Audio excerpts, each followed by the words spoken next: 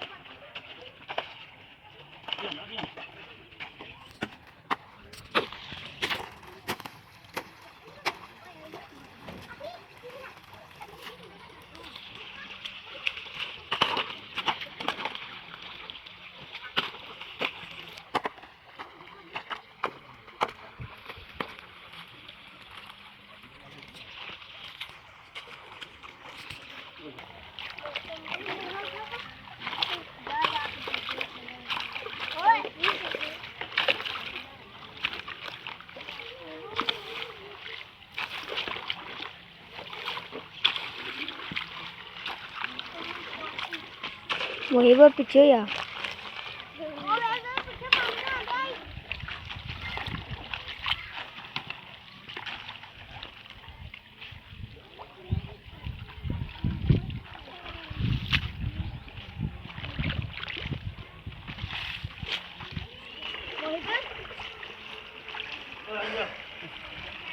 करदा पास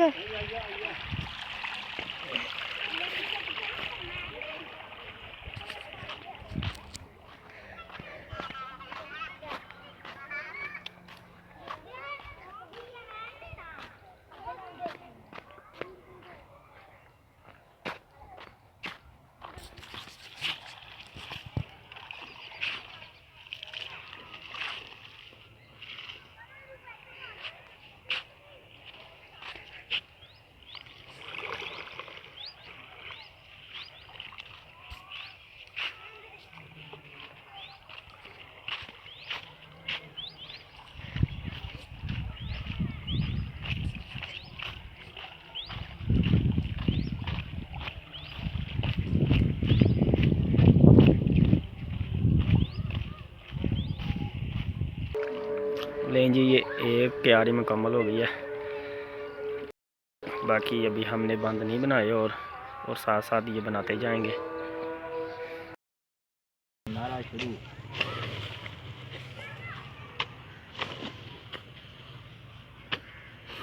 करो थोड़ी स्टोरी वो थी।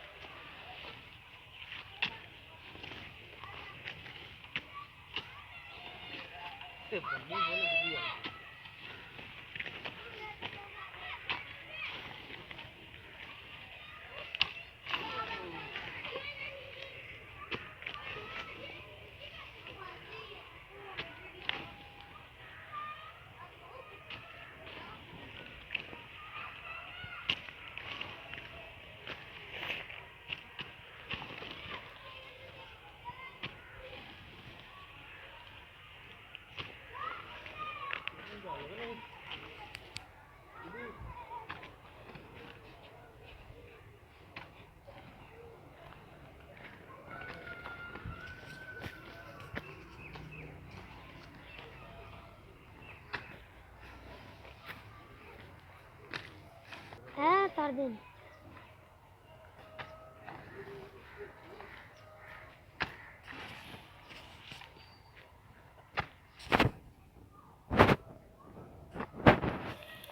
जोर लाना थले वाला जोर लवाइए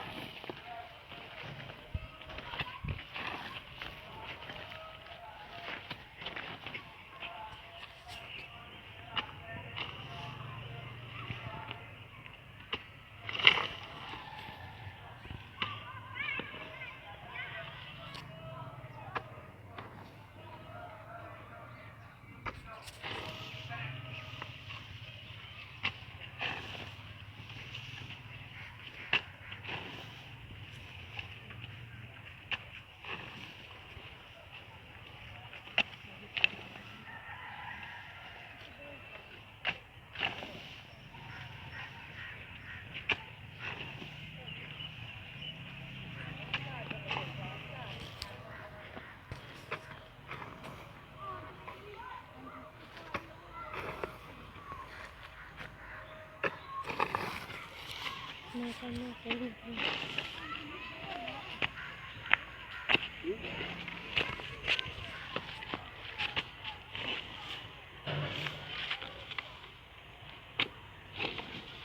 8 hours later. एक क्यारे के अलावा बाकी सब खेत को पानी लग गया है और तकरीबन 5 से 10 मिनट में ये क्यारा भी भर जाएगा।